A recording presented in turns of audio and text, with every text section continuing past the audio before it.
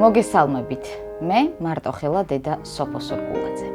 დღევანდელ გადაცემას მადლობით დავიწყებ, რადგან ძალიან დიდი აქტიურობაა Facebook-ზეც, Instagram-ზეც, TikTok-ზეც და YouTube-ზეც.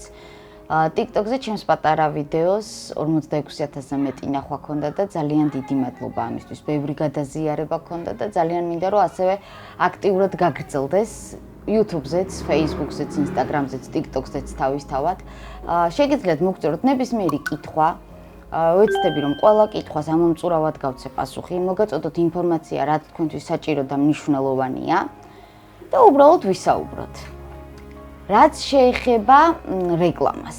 დიახ, ჩვენ ძალიან გვჭირდება რეკლამა. ჩვენ აუცილებლად გვინდა რომ ყავდეს სპონსორი, ისე ძალიან გაგვიჭირდება გადაცემის გაგრძელება. ამიტომ მოვუწოდებ ყველას, ვისაც შეუძლია რომ თანადგომა გამოგვეცხადოს და გვიკავშირდეს, მოგწეროს და ინტერესდეს და ჩვენ გავუკეთებთ ხარისხიან და ძალიან კარგ რეკლამას.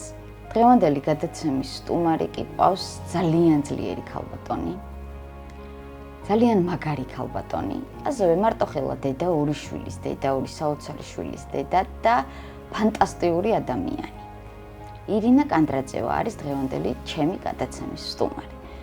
ჩვენ ვისაუბრებთ იმაზე, რაც გამოვიარეთ და რასაც გავდივართ და კიდევ რაც გასავლელი გვაქვს.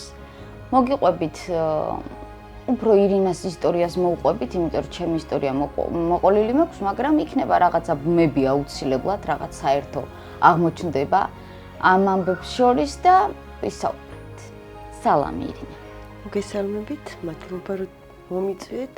პირიქით მივესალმებით თქვენს მაყურებელს. იმედია საინტერესო გადაცემა გამოგვივა. დარწმუნებული ვარ, რომ ძალიან საინტერესო გადაცემა იქნება და ძალიან დიდი მადლობა, რომ მოახერხეს სვანეთიდან ჩამოხვედი ჩვენთან და მოხვედი ჩვენს გადაცემაში. ჩემთვის ძალიან დიდი პატივია და ძალიან დიდი მადლობა. დავიწყოთ საუბარი იმაზე თუ მე მაგალითად გაუთვითცნობიერებლად მოვხვდი იმ ამბავში რა ამბავშიც მოვხვდი, ეს არის ყო თქვათ დიდი დროის რომანი, ეს არის ყო რაღაცა დიდი სიყვარულის ისტორია, თავიდან ძალიან სწრაფად განვითარდა მოვლენები და უცებ აღმოჩნდი იმ კოშმარში, რაშიც ვიყავი. შენს შემთხვევაში როგორ მოხდა? ჩემ შემთხვევაში ცით რაღაცნაირად ყველა ქალის ისტორია თითქოს ერთმანეთს გავს. იწყება რაღაცა ლამაზით, დიდით, იმედებით და სრულდება სრული იმედგაცრუებით. და მეც ერთ-ერთი მათგანი ვარ, ვინც გაიარა, ვინც გადის და სამწუხაროდ ვინც აწი გაივლის იმ რთულ გზას, რასაც ქვია ოჯახის დანგრევა, ვერ შეთავსება, რაღაცა ფასეულობათა აბსოლუტურად აღრევა.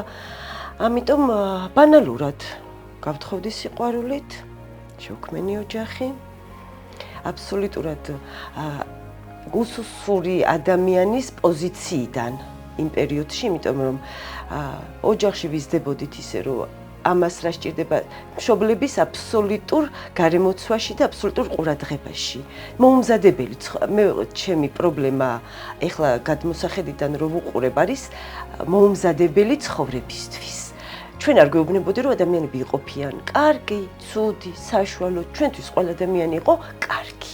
იმიტომ რომ მამა ჩემი იყო ექიმი, დედა ჩემი იყო ექთანი, მთელი ცხოვრება ვიღაცისთვის დარბოდენ, ვიღაცა ავად არის, ვიღაცას წამალი სჭირდება და როდუნებაში და ერთმანეთის პატივცემაში ვიზრდებოდით და ჩემთვის სამყარო იყო ასეთი, რომ ადამიანებმა ერთმანეთს უნდა უპატრონონ, უნდა დაეხმარონ, პატივი უნდა სცენ და უცებ აღმოჩნდი გარემოში, სადაც შენ ხარ არავინ. შენ ხარ ადამიანი, რომელიც სახლი, სამსახური, შვილები, სახლი, სამსახური, შვილები, ეს სამკუთხედი შეიკრა ჩემს გარშემო. იყო ბევრი უთვალისწინებელი რაღაცები, რაც თქვათ ყოველდღიურ ოჯახურ გარემოში ხდება. იყო ფსიქოლოგიური ძალადობაც იყო, ბევრი რამე იყო.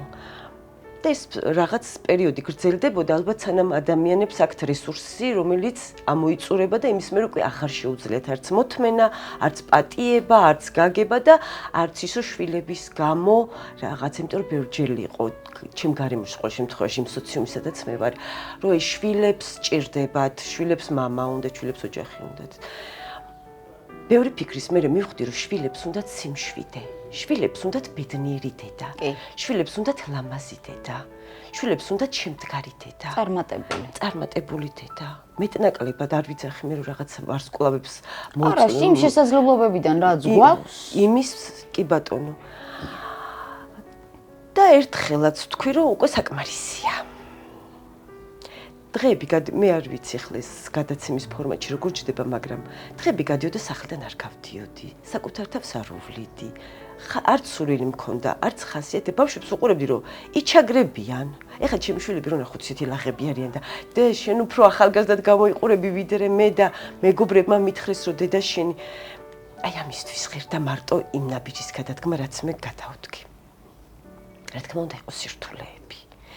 იყო რა გავაკეთო? საიდან დავიწყო? მაგრამ ერთ რაღაცას მივხვდი, თუ არ ჩერდები, თუ იმეც არ კარგავ და საკუთარ თავში ეძებ გამოსავალს, გამოსავალი აუცილებლად მოდის. ჩემ შემთხვევაში მოვიდა სწორი ადამიანებით გამოსავალი. რჩევით, გვერდში დგომით, აბა ასე ხო არ ჯობია, ასე ხო არ იზამდი და მე ჩავებღაუჭი ამ ადამიანებს. ჩავებღაუჭი იმდენად, რომ რაღაც პერიოდის მერე უკვე მე გავხდი ვიღაცისთვის ის ადამიანი, ვინც რჩევას აძლევს, ვინც რაღაც გზაზე აყენებს, რაღაც გამოსავლის ძიებაში ეხმარება. ეხლა შენ უწვდი სხვას ხელს. ეხლა ხო. რაღაცნაირად ასე მოიტანა ცხოვრებამ. ვიღაცას რამდენიმე წლის წინ ესე თქვა, რომ შენ ვიღაცისთვის თუნდაც იმედი გახდები, თუნდაც მაგალითი, რომ აი საიდან შეიძლება არაფერი განსაკუთრებული, აბსოლუტურად ჩვეულებრივი ადამიანი ვარ, რომელიც ცხოვრობს მინიმუმის სტანდარტებით. აქ ეკონომიური მდგომარეობაც იგულისხმება ყველაფერი, ოღონდაც თავი რომ ჩემშვილებს არ შეათ, არ წყურიათ და მომავლის იმედი აქვთ. არ გვეშინია ჩვენ ხვალინდელი დღის გათენების. ჩვენ ერთმანეთი გვყავს. არის ულამაზესი, უძლიერესი, წარმატებული, შემდგარი წინ აქვს დედას მთელი ცხოვრება და ხო, დარწმუნებული ვარ, რომ იმაზე მეტი იქნება, ვიდრე წარმოგიდგენია, იმიტომ რომ ფანტასტიკური ადამიანი ხარ, იმიტომ რომ შენთვის გამოწვდილი ხელი მიიღე იმათ, რომ შენ გაუწოდე სხვას. და მე ვფიქრობ, რომ ეს ჩემი გადმოსახედიდან ასეა, რომ ღმერთმა სწორედ ეს განსაცდელი იმიტომ მოგივლინა, რომ მე შენ ყოფილიყავი შუამავალი ღმერთსა და იმ ადამიანებს შორის, ვისაც უჭირს, რომ შენ გაუწოდო ვიღაცას ხელი და დაეხმარო, იმიტომ რომ შენში არის ეს ძალა და ეს პოტენციალი. ნახე გადაჭარბებით რო არ გამომივიდეს, ბევრს კი ვერაფერს ვერ ვუკეთებ, მაგრამ მე ვიცი სიტყვის ფასი იმ დროს, როცა გჭირდება სიტყვა. ნუ გეშინია, შენ გვერდით ვარ. აი ასე, მე მაგალითით ესე კი არა ტრაფალეტურად რომ აი ესე უნდა. ყველაფერი კარგად იქნება. ხო, აი მე ასე მქონდა, მე ასე გამოვიარე, მე ასე შევძელი. ეხლა უკვე შენი არჩევანია. გააკეთებ იმას და დამიყენებ მაგალითად, იმიტომ რომ სხვისი გაკვალულზე უფრო იოლია და უფრო მარტივია და თან იმის გაცნობიერება რომ შენ მარტო არ ახარ. შენნაირი პრობლემით კიდე ადამიანები გარშემო ცხოვრობენ. კი ბატონო. თავი გაართვეს, ფეხზე დადგნენ. მეტნაკლებად არიან შემდგარი ადამიანები. და აი ჩემ ცხოვრებაში ასეთი ადამიანები გამოჩდნენ. შეიცვალა აბსოლუტურად ყველაფერი. ნუ იცით როგორ არის, ალბათ ჩემი შინაგანი ძალაც იყო ეს და სადღაც მქონდა მე რომელსაც ვერ ვამჟღავნებდი, არ მჭირდებოდა, იმიტომ რომ გარემო არ მიწყობდა ხელს და მე მარტო რო რჩები ადამიანი რა, საიდანღაც მოდის ეს ფიქრის რო გრჩება, რა შემიძლია, საკუთარი თავის გაცნობის საშუალება გეძლევა და მე აღმოაჩე რაღაცები შეგიძლია. არ მარტო კუხნაში ტრიალი და რაღაცების მიღმა შენ კიდე ხარ ადამიანი, რომელსაც მეტი შეუძლია. შეუძლია ინტერესები აქვს. კი, საკუთარი თავისთვის, საზოგადოებისთვის, გარემოსთვის. და რაღაცნაირად აი ესე მოვდივართ, გადავლახეთ ბევრი სირთულე. ეხლა უკვე ჩემი შვილი სტუდენტია, პირველ კურსია, ბიჭი 11 წლის არის და გუშინ ესე ვიჩიქით და ვიცინოდით და ვფიქრობდი, რომ რა ბედნიერებაა, რომ ვიცინით. ვიდეოებს ვიღებდით, რაღაცებს ვუწერდით ერთმანეთს, როგორ მიყვარხარ, შენ ვინ გიყვარს. და არ ვიცი, ყველაფრად ღირს ეს აი იმ სირთულედ, იმ გადაულახავ წინაღობად, გადალახულად, ყველაფრად, რომ მე ვფიქრობდი, მე მარტო ხელა როგორ ვიქნები? მარტო ხელა არის მამა, რომელიც მარტოა. კი ბატონო. მე მარტო ხელა კი არა, მე კიდე დამატებით ორი ხელი მაქვს. გვერდზე გოგო მყავს, მეორე გვერდზე ბიჭი მყავს და ესენი შენ რო გიყვარს, იცი რა, მე რო ჩემი შვილი პროგრამირებას სწავლობს და მე რო გავიზრდები, მე ვიცი შე როგორი ბეჭედი მოგწონს. არც ერთხელ ჩემთვის ბეჭედი არ უყიდია. მე შენ მე რაღაც მანქანას გამოგიცვლი. ნახეთ უკვე ბავშვები გრძნობენ მე რამხელა გავიცი მაგათთვის. და ეხლა მიყურებენ ესე თვალებში, რომ აი ჩვენც რითი დაგიბრუნოთ და ამაგი გადავიხადოთ, ხო? მაგრამ ესეც იცი რას ვფიქრობ? აღზრდაზეა დამოკიდებული. შვილის მომენტშიც უნდა გაგიმართლოს, რომ ბუნებაც გქონდეს ისეთი და ეს იმდენად დიდი სიყვარული გაგმიცემული, რომ აი სწორედ ამიტომ ცდილობენ ახლა ისინი, რომ შენ დაგამშვიდონ და გაგიკეთონ ის, რაც გაგაბედნიერებს, იმიტომ რომ და სწორი რა აღნიშნე შენ, რომ ისე მიეცი და მიაწოდე მათ შენ სიყვარული, ყველაფერს დანარჩენს რომ თავი დავანებოთ, ხომ უმნიშვნელოვანესია სიყვარული, რომ ახლა მათ უნდათ რომ დაგიბრუნონ და გითხრან რომ ხო დედა იცი მე დავინახე. მე მივიღე და მადლობა. ჩვენთან არასოდეს არ ყოფილა მე ხო ამდენს ვაკეთებ, მე ხო ვწვალობ, აი მე ვიკლებ, უბრალოდ უყურებენ. და სწორად აღიქვეს ის ამბავი, რასაც უყურებენ ყოველდღიურ რეჟიმში და დედა რას აკეთებს და ბევრს კიდევ ვიმეორებ, ბევრს ვერაფერ ჯერ კიდე წინ არის და კიდე მეტი უნდა გავაკეთო, მაგრამ ისაც შევძელია მოკლე პერიოდში მე ჩავთვალე რომ ღირდა და ძალიან საამაყოა. მე ვფიქრობ რომ ძალიან საამაყოა. იგივე შემიძლია დაგიბრუნო და გითხრა რომ ჩემი შვილი შეიძლება ვერაფერს ისეც ვერ უკეთებ და ძალიან ბევრ რაღაცას ვაკლებ. მაგრამ რაღაც მძიმე მივიტანე და სახლში რომ ავიტანე ხელები მეტკინე. სულ რამდენიმე დღის წინ იყო ეს შემთხვევა და კარებზე რომ დავრეკე ზარი და გამიგო, რატო არ დამირეკეო ქვემოდან ჩამოვიდოდი და ამოგატანინებდიო და ნუ მიცოდებო მითხრა რომ მე შენ დაგეხმარო პირიქით და იმას სიონს აი დილით საუზმეს თავისით იმზადებს და მეუბნება რომ არ მინდა მე ჩემით რომ ვიკეთებ უფრო მსიამოვნებს და აი რო ხედავს რომ მე ბევრს ვსჯობ, თუმცა იგივე შემიძლია ვთქვა რომ არასდროს მისთვის არ მithქვამს რომ აი მე შენს გამო ვთქვათ. იმიტომ რომ მე ვთვლი რომ ის გამო არა, მე ჩემს გამო გავაკეთე ეს და დასამადლებელი აქ არაფერია.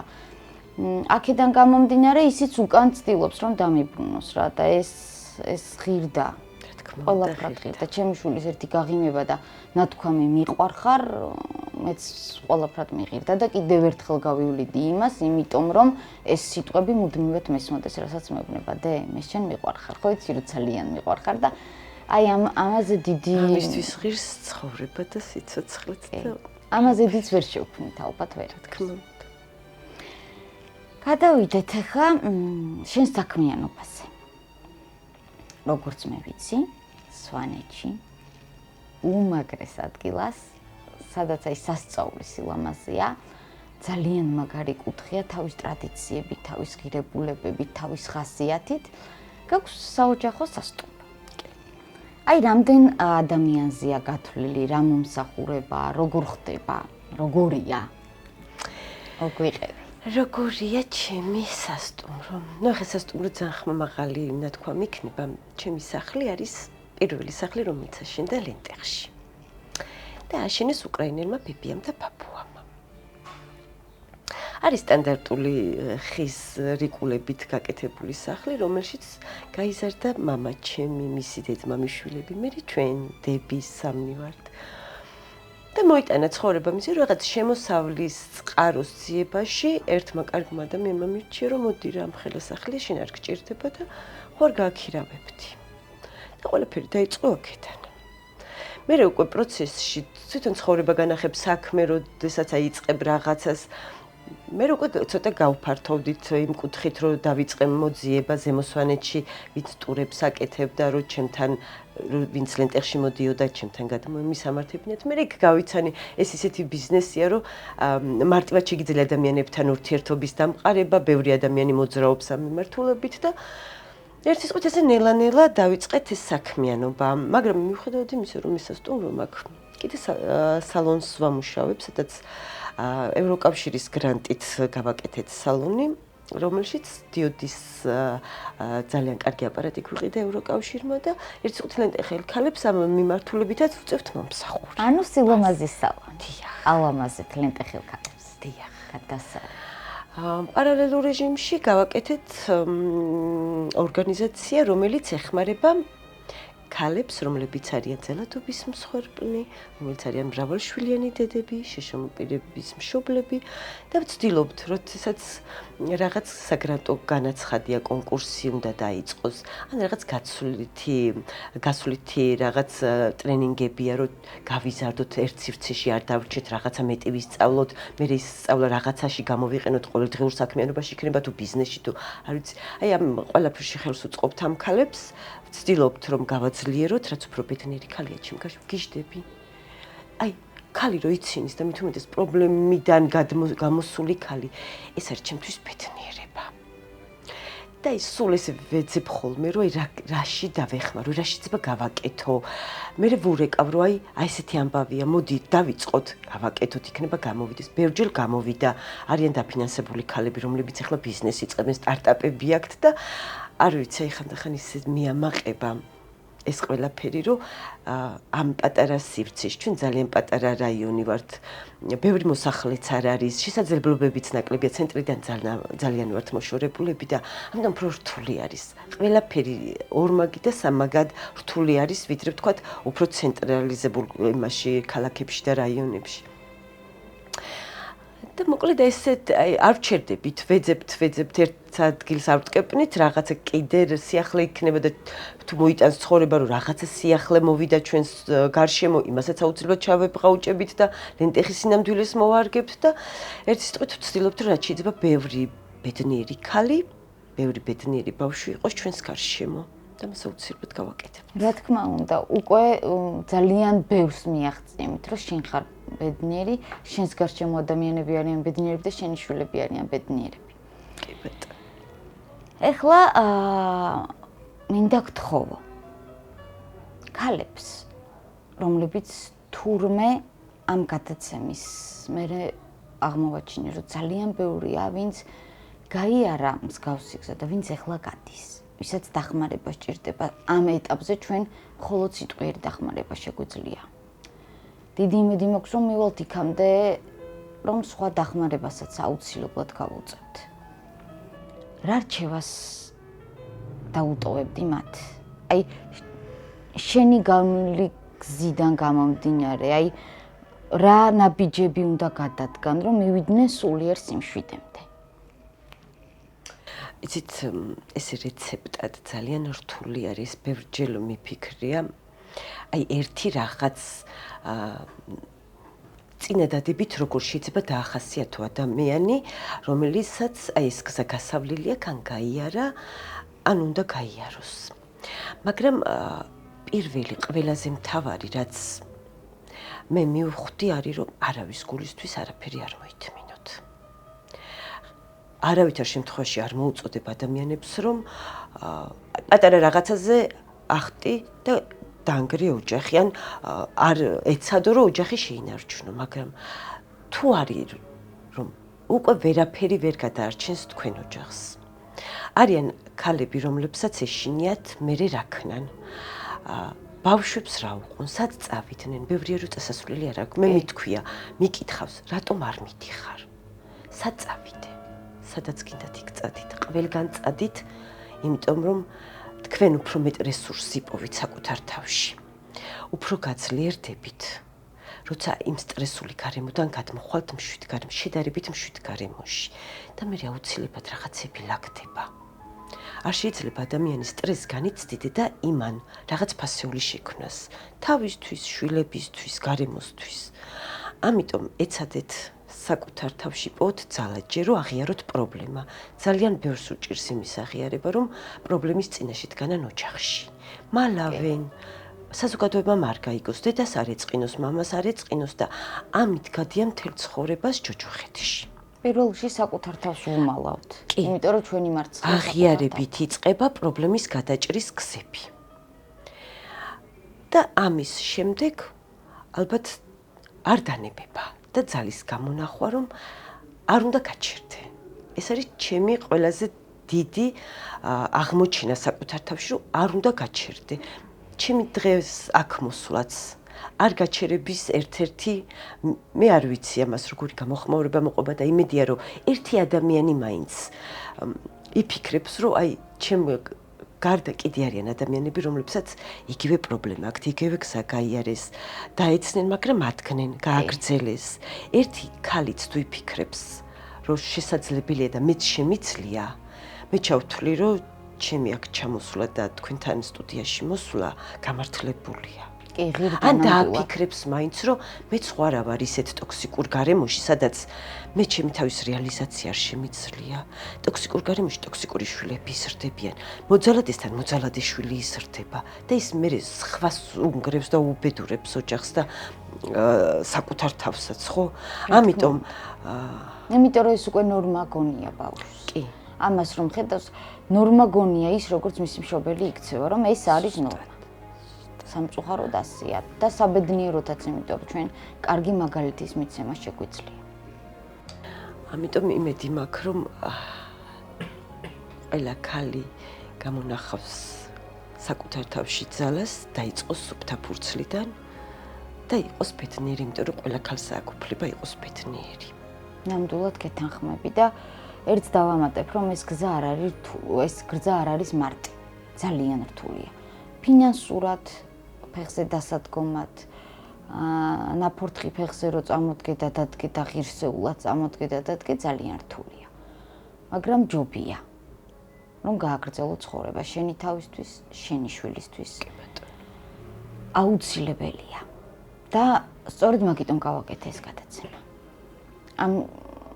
ამ თემაზე უნდა ვილაპარაკოთ. უნდა ვთქვათ, რომ ჩვენ ვარსებობთ, დაგვინახეთ, დაგვაფასეთ და გვეცით პატივი, იმიტომ რომ ჩვენ ვართ, ჩვენ ამ საზოგადოების წევრები ვართ და ჩვენი შეცდომა არ არის განაჩენი. შეცდომა ყველა ადამიანს მოსდის, ვიღაცას რაღაცა სხვა საკითხში, ვიღაცას ამ საკითხში, ვიღაცას იმ საკითხში, მაგრამ მოსდის. ამიტომ მეც ძალიან დიდი იმედი მაქვს, რომ ეს და სხვა ყველა დანარჩენი გადაცემა იქნება ვიღაცისთვის მაგალითი, სტიმული, იმედი. ჩვენ ვართ, ჩვენ გამოვიარეთ, ჩვენ დავდაგით ფეხზე. თქვენც გამოგივათ. მადლობა დაგემშვიდობებით და ვიტყვი, რომ ამ გადაცემას სჭირდება რეკლამა. ძალიან მადლობელი ვიქნები თუ გამოგვეხმაურებით, იმიტომ რომ ამ გადაცემაზე მარტო მე არ ვმუშაობ, ამ გადაცემაზე ვმუშაობთ 3 ადამიანი. ძალიან დიდ შრომას ვდებთ და ეს ყველაფერი ხდება ენთუზიაზმზე.